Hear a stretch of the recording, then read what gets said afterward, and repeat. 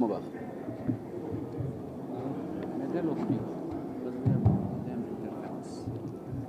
jërëjëf ñu ngi am yaakaar ne ñu ñuy suivre ñu ngi ñuy déglu ñu ngi leen di nuyu baax di leen sant ci teew bi ngeen teew fii ci point de presse bi nga xam ne faut régler ton micro là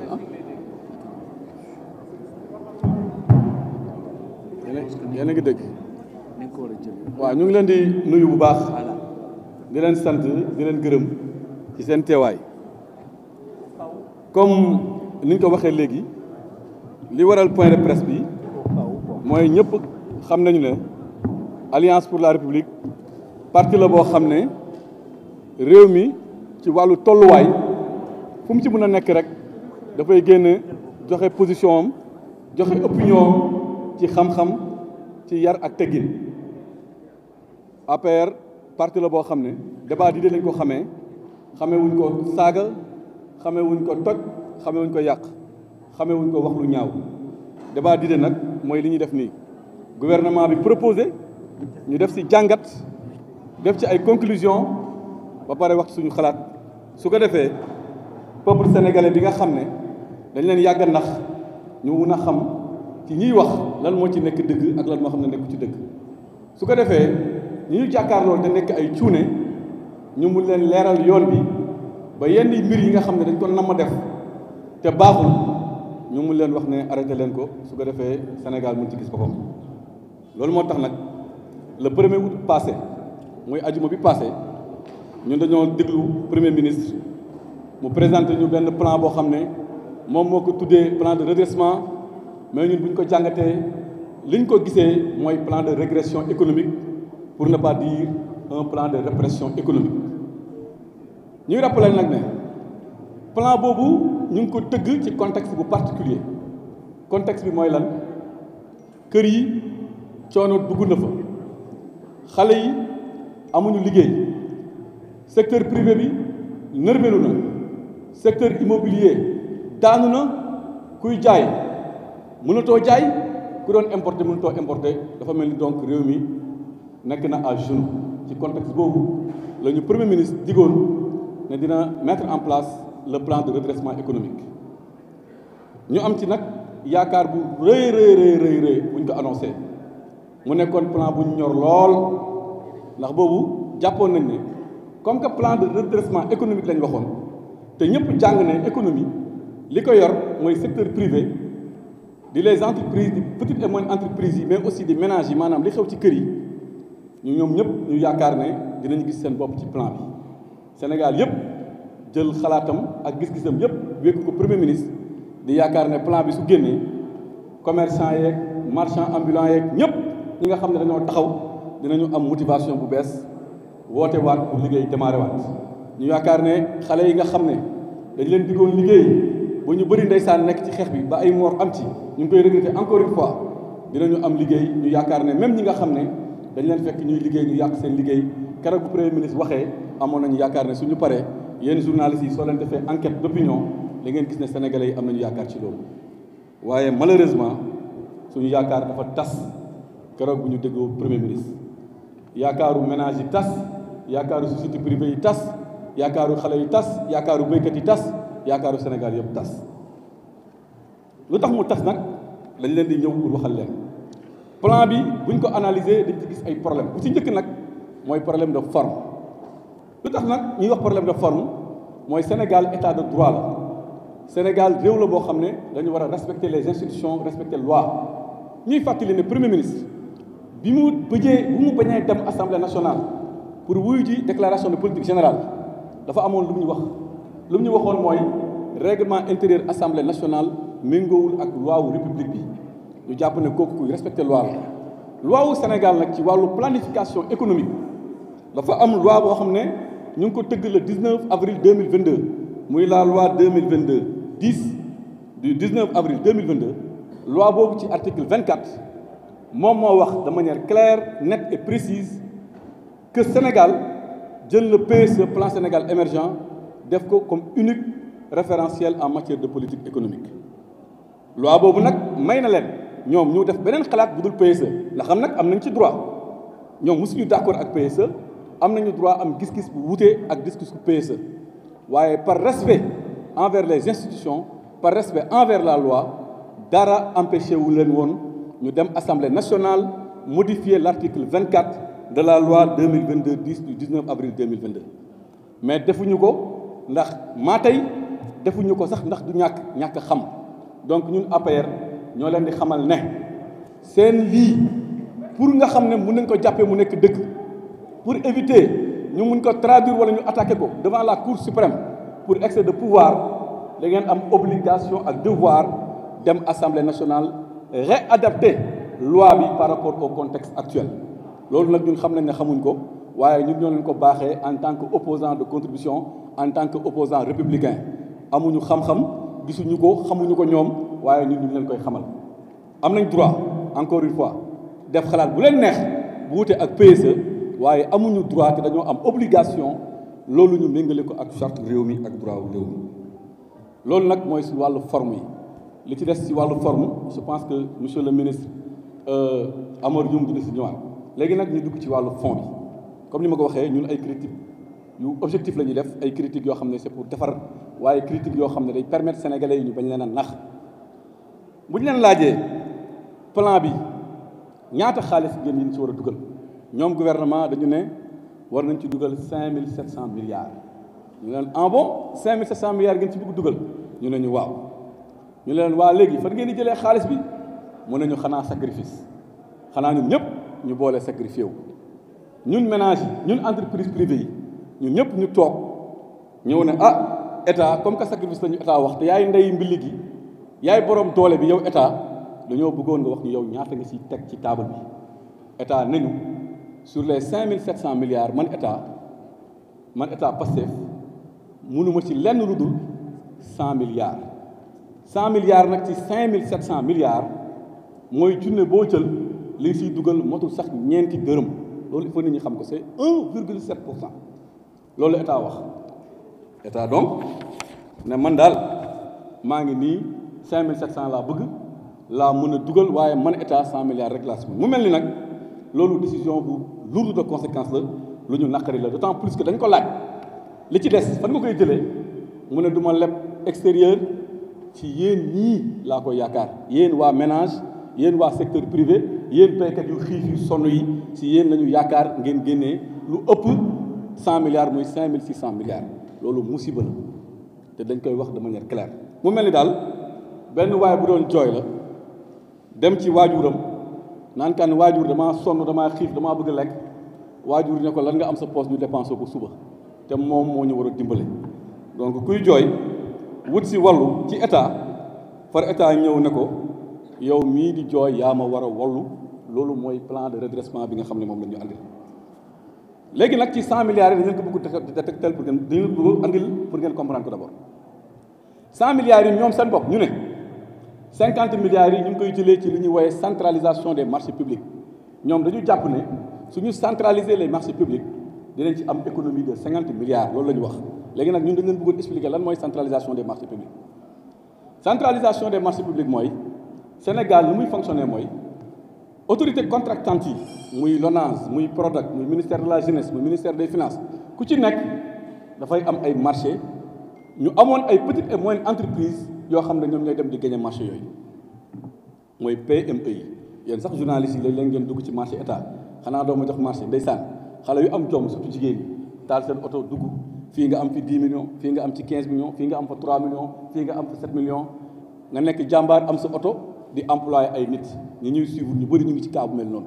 mu nekk les petites et moyennes entreprises qui vivaient grâce à la commande de l'État état ne mayetuma benn autorité contractante maanaam benn entreprise wala benn ministère muy jëflante ak ñooñu benn par benn li ma bëgg mooy damaa bëgg léegi képp kuy jëndati table banc wala kuy jëndati chaise wala kuy jëndati ordinateur wala kuy jëndati rame de papier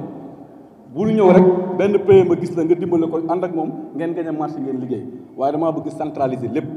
centraliser mooy ministère yëpp direction yëpp yi doon jox nit ñi par benn benn muy dem ay DRP yu ndaw ay 3 millions 4 millions dañ koy centraliser léegi nag centralisation bi c'est vrai état su ko defee mën na ci am économie ndax soo koy calculer ci wàllu microéconomie day mel ni rek nga dem ci table yaa ngóoni di jënd kilo pomme de terre 1000 francs yaa ngoone ne la sooy jënd kilo pomme de terre 1000 francs lay jar waaye sooy jënd 100 kilos pomme de terre dama la koy wàññi dafa la ko 800 état donc ci microéconomie boobu la nekk calcul d'épicier boobu la état nekk c'est vrai mën na si gagner 50 milliards mais à quel coût l'état risque de sacrifier toutes les petites et moyennes entreprises yu doon circuler ci marché boobu ndax léegi soo centraliser marché yi li mu lay andil mooy day am hausse des plafonds des marchés publics donc da ngay def benn commande boo xam ne au lieu nga jënd fii 10 machines fële 15 machines fële 3 machines fële 10 machines léegi dañuy def commande globale mu nekk milliers de machines bu état di jënd benn yoon loolu nag dafay exclure les petites et moyennes entreprises parce que code des marchés publics li mu wax mooy que léegi il faut nga am capacité financière am ay chiffre d'affaires yoo xam ne ay milliards lay doon am ay garanties yoo xam ne ay day dëgër bu baax a baax a baax donc dafa mel ni xale yi doon œuvrer ci yooyu yëpp dafa mel ni dañuy daal di daanu su ko defee multinationales yi ak borom barke yu mag yi ak borom doole yu mag yi ñoom ñooy bëgg di gagner les marchés publics donc la politique de centralisation des marchés publics est un risque immense pour nos petites et moyennes entreprises donc ñu ngi wax gouvernement bi na teg loolu d'autant plus que am na lu gën a yomb lu muy def nee na 50 milliards lay wut ci foofu nañu supprimer oto yi ñu bëgg jox assemblée nationale su ko defee ñu am foofu 50 milliards bàyyi ñi doon liggéey ci marché public yi nekk ay borom doole yu ndaw ñu continuer seen liggéey donc loolu d'abord dañ koy critiquer ci décision bi c'est une mauvaise décision et nous demandons solennellement à l'État de retirer cette décision qui ne peut pas ne pas avoir comme conséquence la suppression et la mort programmée de l'ensemble des petites et moyennes entreprises qui vivaient grâce à la supervision de l'État à travers la dévolution de la commande publique avec les petites et moyennes entreprises loolu benn bi la rek ci 100 milliards yi maanaam donc 100 milliards yi sax dafa mel ni 50 milliards yi ça sera au détriment des petites et moyennes entreprises donc loolu baaxul nga ñëw nag ci yeneen yi nga xam ne nag moo gën a grave bu njëkk bi ñu ne dañuy cibler les subventions pour en fin de compte diminuer la subvention loolu ñëpp d'accord nañ ne dafay am conséquence ci njëg yi ndax subvention boo ko supprimer rek njëg yi day gën a yokku day gën a métti ci askan bi donc ménage yi ñoom ñooy sonn borom kër yi ñooy bëgg di sonn balaa maa dee nag ñu ne waaw non dañuy def ciblage parce que il n'est pas question ñi nga xam ne ñu am doole ñoom ñu ñëw di leen subventionné Sénégal si kiim dafa lakkandoo ñëpp a néew doole ñëpp a sonn et puis beneen bi mooy politique de ciblage soo ko bëggee def ça sera très difficile à mettre en œuvre ndax bitig yi benn bitig lañ fu ñuy jaayee fenn la fu ñuy jëndee fenn la donc nan la ñuy def ba Moodu su demee ñoom ñu constaté ne Moodu am na xaalis donc dañ koy jaayee gaz 5000 wala 10 000 alors que Fatou bi ñu ne dafa néew doole su demee dañ koy jaayee 3000 bu ñu laajee état bi ne ko loolu ça sera très difficile à faire mu andil ñu beneen programme bu gën a garaawati mooy maanaam ciblage ba pare ñu teg ci ne ciblage bi mooy da ngeen di jëndee au prix du marché non subventionné suñu paree ñu ciblé ci yéen ñi nga xam ne dañ leen di verser chaque année xaalis wala chaque mois lu ñuy woowee cash transfert loolu nag économistes yu mag yi dañu ne loolu c'est pas totalement et toujours une très bonne idée ndax koo ñëw nekk ci àll bi doon jëndee gaz 3000 wala 4000 tey nga ne ko léegi 6000 wala 7000 wala 10 000 la koy jëndee waaye maa ngi lay dig ne weer bu jot dinaa la verser 20 000 francs wala 30 000 francs économistes yi dañu ne kooku du ko jëndee mukk gaz day dellu ci matt bi ba pare su ko jotee mu dem jëndee ko ceeb boo xam ne du ñàkk ceeb importé lay nekk donc dafay changer les habitudes de consommation loolu ci wàllu économie la ñu ngi leen di invité à un débat foofu suñu ñëwee ak ñun di waxtaan ak ñoom dinañ leen wan lan mooy inconvénient wu mesure yooyu beneen bi nga xam ne wax nañ ko mooy remise en cause des exonérations fiscales maanaam exonération fiscale yi dañ koy xoolaat bàyyi ci lu bëri foofu nag dama leen doon bëgg ñu taxaw ci seetlu ndax ñoom dégg nañ seen communicant yi te loolu yàgg nañ ko wax depuis opposition ñu ngi koy wax li ñu doon wax temps opposition ñoom bu ñu nekkee opposition mooy président Macky Sall dafay baal l'impôt les multinationales étrangères ñoom loolu la ñuy wax loolu du dëgg dañ koy démontrer tey mathématiquement ngeen comprendre ko soo leen laajee ñu ne waaw dañuy falaat exonération fiscale yi loolu mën nañ ci gagner 900 milliards ndax rapport 2021 bi dafa war a ne exonération fiscale yi 900 milliards la donc loolu suñ ko bàyyee day mel ni 900 milliards boo ñëw dugaat ci kafa ga réew mi ndax loolu mooy xaalis bi président Macky Sall si ñoom lu ñu wax moom mooy xaalis président Macky Sall doon baal multinationales étrangères yi loolu du dëgg te dama leen koy démontrer tey soo demee internet ngeen tapé rapport sur les dépenses fiscales mooy document bi may brandir nii rapport sur les dépenses fiscales le dernier rapport c'est le rapport qui date de 2021 da ngay def rapport sur les dépenses fiscales en 2021 da lay génneel document bi document bi mooy tracé lépp lu fi président Macky Sall baale woon en termes d'exonération fiscale benn partie bi parce que man dama sax globalisé waxuma rek exonération j'ai parlé de dépenses fiscales qui englobe non seulement les exonérations fiscales mais bépp baale bu état mos a baale mu ngi ci document bii c'est un document public de l'état du Sénégal ñoom ci loolu la ñu sukkandiku pour ne dañuy remettre en cause des exonérations fiscales loolu nag suma xarit Amidou Anne def na ci keroog benn conférence bu am solo dañuy wax ne exonération fiscale saa yu ko déggee soit dafa nekk exonération boo xam ne dañuy woowee régime dérogatoire mooy lan fi ñu jàmbul mooy régime yoo xam ne code des investissements wala code des mines wala code général des impôts moo ko mettre en place te xam-xam moo tax mu mettre ko en place loolu mooy lan Sénégal bëgg na fu mel ni Casamance nit ñi investir fa emploi am fa croissance am fa développement am fa Sénégal bëgg na dëkk bu mel ni Caajaay nga xam ne tey ñu bëri ñuy investir peut-être duñ dem foofu ma tooñaale mooy monsieur le ministre bëgg nañu ñu fay investir ak fu mel ni Tamba donc état bi day def ay tarif préférentiel mun naa ko tuddee noonu pour que yow ñu motiver la nga dem foofu nga investir loolu la ñuy woowee régime dérogatoire état bi dafa bëgg secteur agriculture wala secteur des mines nit ñi investir fa pour Sénégal mën a dox pour économie mën a équilibrer loolu la ñuy woowee régime dérogatoire c'est des lois de la République ñu ne képp kuy investir fii soo ñëwee dañ lay baal impôt code des investissements moo wax loolu ak yeneen façon code yu mel ni ay code des mines ak yu mel noonu léegi nag soo exploité document bi soo jëlee kaaw régime dérogatoire yi nga xam ne dañ leen di baal simplement parce que dafa am logique économique de création d'emploi et de création de richesse 531 milliards la ñu baale ci 2021 dama leen di expliquer 800 milliards yi fa ñu 531 milliards yi nag lu ci ëpp c'est des entreprises privées mais logique bi nekk derrière c'est pas une logique fiscale c'est pas une logique de recouvrement de recettes mais c'est une logique économique ñooñu soo leen bàyyiwul ñu ñëw nga baal leen impôt du ñu investir Tamba Dakar la ñuy toog investir ñooñu soo leen baalul impôt du ñu investir Sénégal dañuy dem Togo wala ñu dem Côte d'Ivoire foofu la ñuy investir donc tey soo waxee nga ne da ngay remettre en cause des exonérations fiscales ñun suñu laaj mooy suñu sukkandikoo seen document dañ leen bëgg poser benn question est-ce que vous allez remettre en cause le code des investissements ak lépp lu mu am ci conséquences positives pour notre économie beneen bi ñu ne dañuy baale impôt lu tax en dehors des régimes dérogatoires il y a ce qu'on appelle le régime des droits communs maanaam ñi war a fay ñu baal leen donc wax naa la sànq ne la amul benn multinational buy ñëw Sénégal fii Sénégal baal ko ci teeyu bakkanam wala Sénégal baal ko ndax politique wala pour jàppale ndax xeeb sa économie déedéet dañ lay baal pour développer suñu économie donc remettre en cause des exonérations fiscales c'est remettre en cause l'investissement productif dans les secteurs productifs mais aussi dans certaines zones comme le monde rural wala dans certains secteurs comme l'agriculture et puis d'ailleurs c'est une vision très contradictoire avec ñoom lu ñu bëgg parce que ñaata yoon ngeen dégg seen ministre de l'économie ak le ministre de l'industrie muy wër Sénégal naan dinaa mettre en place ay zones économiques spéciales loolu yéen journal leen koy dégg ñaata reportage ngeen def dégg ministre Serigne Gueye Diop naan way on va mettre partout des zones économiques spéciales mais comment tu vas mettre en place des zones économiques spéciales en voulant remettre en cause ce qui permet aux Sénégalais de venir investir dans ces zones économiques spéciales. Zone économique spéciale, c'est la zone par excellence des exonérations fiscales. Donc c'est une politique contradictoire, vouloir mettre partout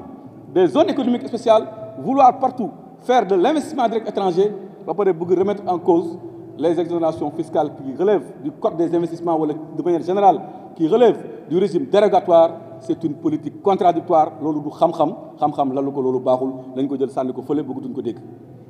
bi nga xam ne nag mooy le régime de droit commun boobu moom mooy bu gën a garaaw boobu document baa ngi nii on vous le présente lépp lu ñu baale parce que dañ la baal impôt sénégalais yi nañu xam ne soo demee ci document bi da ngay gis ne 95,5% ñi ñi baal impôt dans le cadre des régimes de droit commun maanaam ñi war a fayuñu est-ce que xam ngeen ne 95,5% montant bi nga xam ne c'est évalué à 394 milliards xam nga ñoo ciy bénéficié wu les ménages ak l'État maanaam kër yi mooy baal bi ñuy baal impôt maanaam comme taxe bi ñuy génne barki démb ne léegi dañ koy fay muy 10% droit de douane ci ceeb bi yooyu la ñuy éliminer loolu 95,5% yëpp ci ménage la donc en fin de compte ñun APR question bu ñuy poser mooy vouloir remettre en cause des exonérations fiscales alors que la moitié des exonérations fiscales relèvent du code des investissements qui a un soubassement économique ou bien de promotion économique et vouloir remettre en cause 394,5% milliards du moins du régime de droit commun, est-ce que ce n'est pas matraquer fiscalement les ménages? Est-ce que ce n'est pas matraquer fiscalement l'État lui-même? Loolu c'est des questions qu'on pose. Samp nañ laaj nag jëme si ñoom xam naa ne sax duñu tontu ndax ñoom amuñu idée bu ñu tontee amuñu xam-xam bu ñu tontee saaga sabote wax lu ñaaw wax lu bon la ñuy tontee loolu xam nañ ko waaye na Sénégal xam dëgg bi fu mu féete loolu laa bëggoon wax ci matraquage fiscal bi nga xam ne moom lañ bëgg def à travers les exonérations fiscales loolu baaxul idée bu bon la nañ ko génnee sànni ko fële comme idée bu njëkk bi nu mu nekkee idée bu bon beneen idée bi ñu wax mooy nous ce que nous avons appelé aussi le matraquage fiscal pour ne pas dire le banditisme ou bien le terrorisme fiscal qui consiste à fiscaliser à tout va lépp luy taxawaalu rek nga ne dinaa ci laaj dara dinaa ci am dara xale yi seen jeu yi nga ne duñ ma raw dinañ ko laal ba sax Orange Money léegi dañu ne Orange Money ak Wave xam nga léegi fexe nañ ba Wave wàññi affaire yeeg yooyu état nee na léegi moom loo envoyé ci tey da ciy laaj dërëm wala fukki dërëm dina ko ci laaj état moo wax loolu nee na Orange Money képp ku envoyé te sa morom état nee na day laaj est-ce que loolu yoon la est-ce que loolu dëgg la est-ce que du dëgg mu ne non seulement dinaa laaj ndax yaa def transaction rek allo sama yaay na nga def dinaa la envoyé 1000 francs état mu ngi taxaw ci buntu kër gi sooy envoyé mu dagg jël dugal poosam nga ne da ngay jënd carburant ginnaaw moom bu mu la taxé ci carburant nga war a fay comme yëpp mu ne man tamit dama lay taxé waat ndax yow yaa fayee Orange Money loolu la ñuy woowee ñoom seen document la taxation sur les activités marchandes maanaam soo demee jënd ceeb ci bitik ginnaaw buy état nangoo TVA ba pare yow da ngay duraat beneen boo xam ne le fait que nga jël ko changé ko loolu kenn xam lu mën a andi mooy léegi da nga naan ah ceeb bi ñaata lay jar ñu ne 1000 francs waaye soo ko fayee Orange Money 1100 ngay fay de su ko defee nga bàyyi Orange Money bi ne déedéet man damay fay liquide donc day yàqal Wave yàqal xale yi liggéey Wave su ko defee Wave def comme jooni ni mu defoon daanu xale yi amatuñ liggéey ñëpp daanu Sénégal sànku loolu la ñu bëgg yóbbu te ñun suñu ko bi gën a am solo aussi boo xam ne bëgg nañ ko wax mu leer wax nañ ko Canal Horizon barki démb yokku nañ ko ne da ngay fay léegi 9% Sono Orange na leen Canal na leen amul benn problème waaye man du ma ko fay de ñi nga xam ne ñoom ñooy consommer ci kër yi ñoo koy fay Orange daal di def lan Canal daal di def lan yokku 10% ci mbir mi donc gars yi seen yoon ñëw ci de loo ne waaw rek bisimilah fay ñu ne amul benn problème le consommateur final les ménages ñoom ñoo war a fay loolu il faut que sénégalais yi xam ko bi gën a graaw nag nga xam ne moo nar a tas réew mi mooy li ñu bëgg def nag ci le monde rural boobu nag dama bëgg ngeen déglu ko ci baax ngeen comprendre li ma bëgg wax état Sénégal moo xëy mu ne sous prétexte terre domaine national dama koy jox ay këyit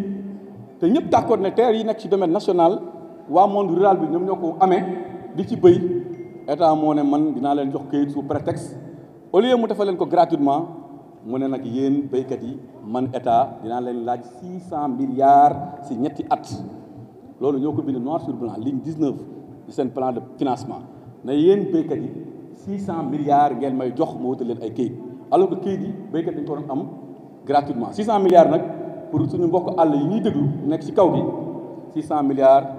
mooy juróom benn téeméeri milliards ci ñetti at 600 milliards léegi nag 600 milliards yi pour la première fois dans l'histoire du Sénégal ñu gën a gis autant de francs CFA yi war a jóge ci monde rural bi di abonder les comptes publics loolu ñàkk yërmande la ku saraxul gumba bàyyi ko ak yalwaanam ñoom ñu ne 600 milliards dañuy laaj monde rural ban monde rural boo fi boobu boobu 600 milliards loolu c'est choquant loolu dafa naqari suñu xol neexul ndax loolu lu yéeme la lu tiis la li ñu xamoon ci monde rural xam nga mooy lan soxla ngeen bourse sécurité familiale ndeysaan ñu def cash ñu jëlee ci keesu état jox leen lu ñu xamoon ci monde rural mooy soxla ngeen couverture maladie universelle ñu génnee ci kees bi jox leen waaye état buy taxé di taxé ba fekk ay pauvres baykat di leen taxé lu mel ni 600 milliards te 600 milliards mooy l'équivalent de 5 années de campagne agricole 5 années de campagne agricole yéen ñëpp journalistes yi xam ngeen ko campagne agricole bi passé ñaata la woon du 125 milliards 125 milliards par 5 ça te fait 600 milliards loolu mooy une façon détournée de dire aux paysans dañuy désengagé wu ci campagne agricole léegi yéen a koy financer seen bopp comme que ñemewuñu wax loolu nag ñu utiliser ay artifices pour ne leen léegi jox leen ma 600 milliards su ko defee ngeen mën a am campagne agricole les paysans yërëmuñ leen bëgguñ leen te jàppalewuñ leen ndax ñëpp xam nañu ne tey état su fekkee dafa ñëw def campagne agricole andi engrais andi semence ñun ñëpp xam nañu ne béykat yi seen contrepartie sax pour ñu joxe ko jafe-jafe la nekk ak problème la nekk léegi tey nag yemoo foofu nga nekk waaw sa këyit bi pour nga mën a am këyit il faut nga joxe 600 milliards lu ñu ci gis nag ay danger yu garaaw la gis nañ ci que ne suñu moytul ni paysans yi nekkee à la merci des usuriers ak ñi nga xam ne dañuy profité seeni souffrance pour di leen jox xaalis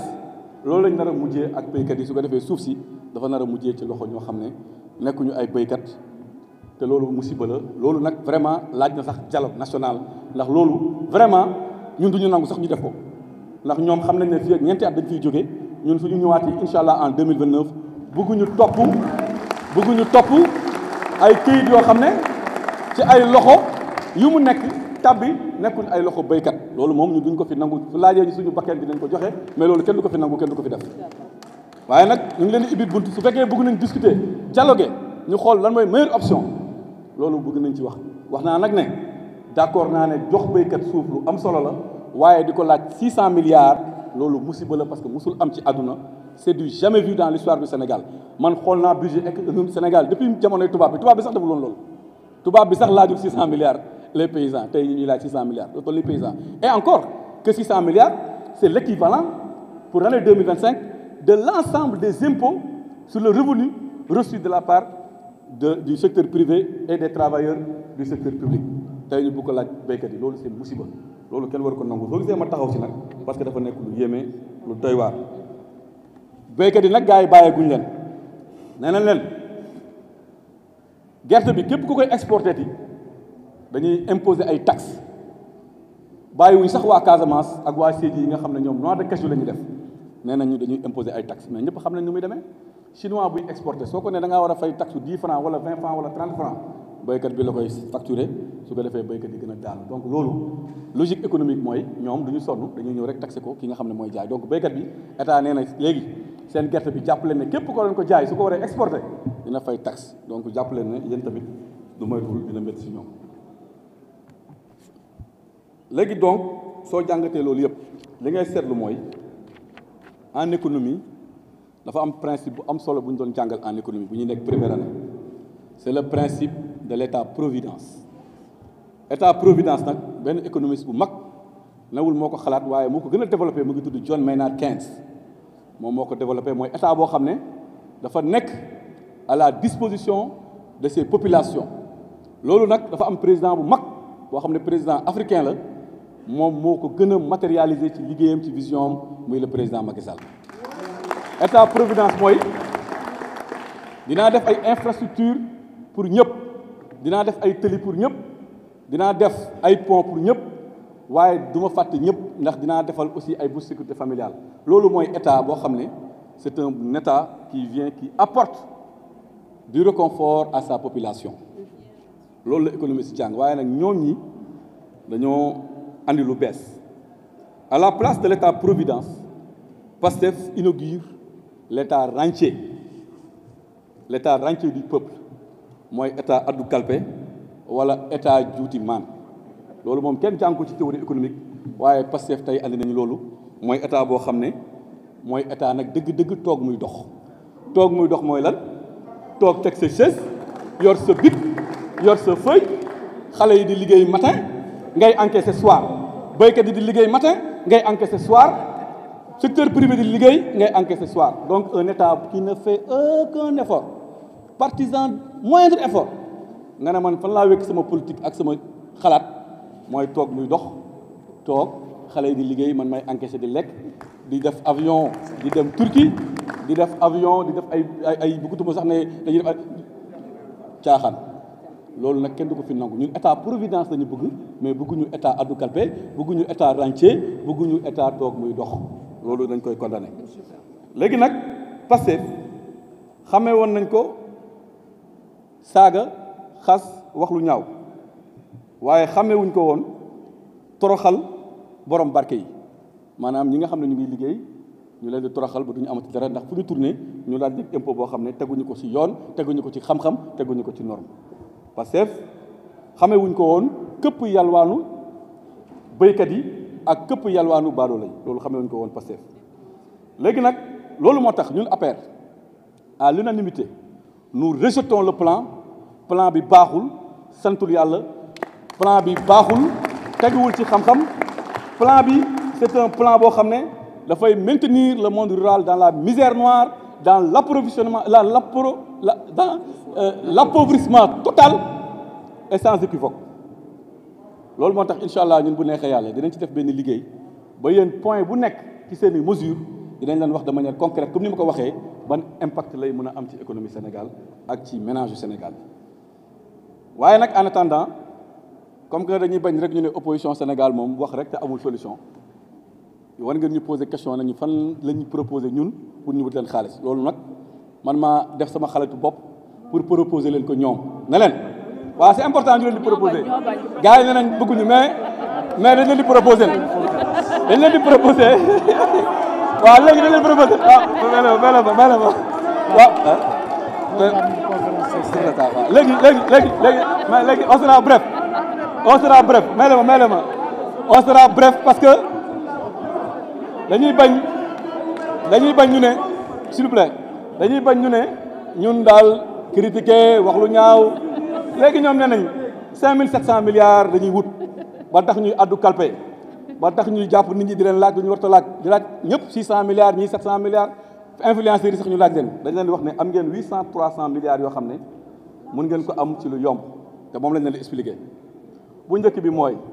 yéen a waxoon ne am ngeen compte bancaire de 1000 milliards ñun pare nañ pour collaborer ak yéen pour ngeen récupérer ko yéen a waxoon ne Mamour Diallo 94 milliards la lekk muy 1094 milliards yéen a waxoon ne Prodac luubal nañ fa 29 milliards pare nañu pour ànd ak yéen pour ñu leeral loolu pour Sénégal am 29 milliards yéen a taxawoon wax Sénégal yëpp Aliou Sall suñu 400 000 fois 18 millions c'est 7200 milliards loolu yëpp soo ko boolee day nekk 8323 milliards ñun loolu ngeen ñu waxoon ba ñu wóolu leen dénk leen suñu réew jàpp ne gouvernement Macky Sall ay sàcc lañu ay trian lañu donc gouvernement Macky Sall nee na pare nañu pour gunge leen pour ngeen am plan boo xam ne 8300 milliards la sans dette supplémentaire 8300 milliards boo xam ne sans fiscalité supplémentaire 8300 milliards na ngeen toog rek mu ñëw loolu ngeen ñu digoon ba tax sénégalais yi fal leen bu leen wëlbatiku nag tey naan yéen sénégalais jox leen ñu xaalis bu ñu doxal Sénégal voilà le message je vous remercie